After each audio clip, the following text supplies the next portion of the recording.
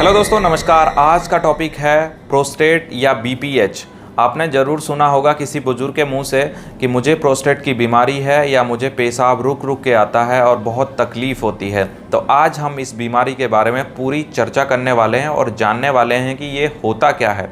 तो बीपीएच का मतलब होता है बिनाइन प्रोस्टेटिक हाइपरप्लेसिया या हाइपरट्रॉफी। तो अब बात करेंगे कि प्रोस्टेट होता क्या है और इस बीपीएच में क्या दिक्कत होती है।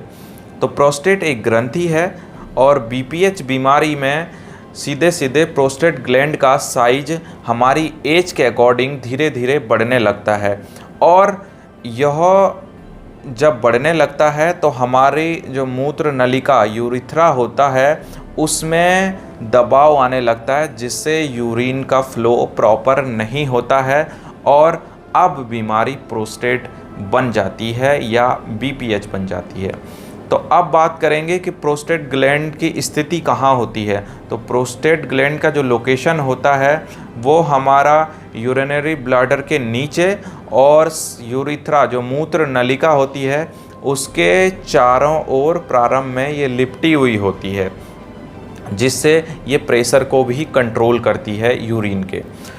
अब सामान्यतः यह बीमारी 50 से 60 की एज के बाद किसी मेल में देखी जाती है, लेकिन कभी कभी जीवन शैली में परिवर्तन के कारण ये 40 की एज में भी बात करेंगे क्या सिम्टम्स या क्या लक्षण दिखाई देते हैं बीपीएच के कारण। तो इससे रात को बार बार पेशाब आने की दिक्कत होती है।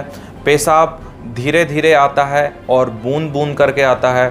पेशाब की धार बहुत तेज़ नहीं होती है।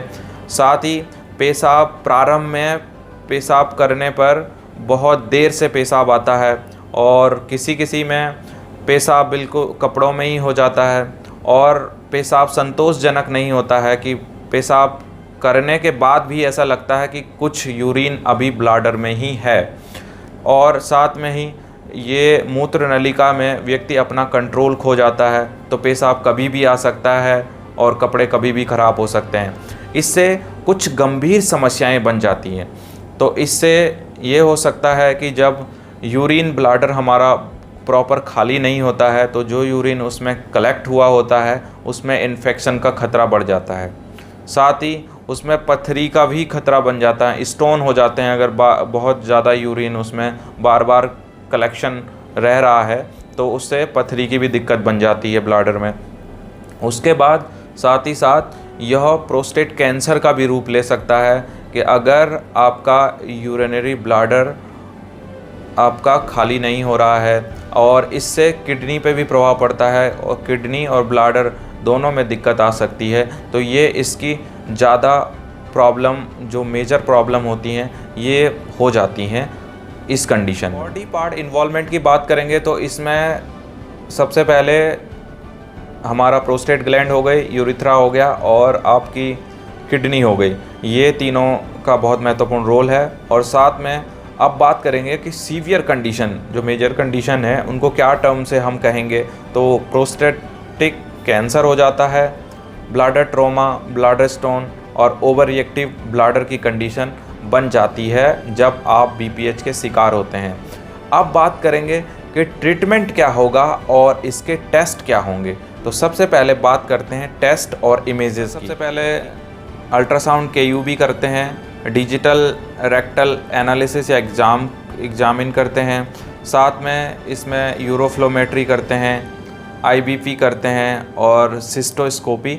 इनके द्वारा प्रोस्टेट ग्लैंड का साइज और जो प्रोस्टेट ग्लैंड के कारण जो दबाव हमारे मूत्र नलिका पे पड़ जाता है उसको देखा जाता है। अब बात करेंगे कि क्या क्या ट्रीटमेंट होगा और कौन सा डॉक्टर इसको देखता है।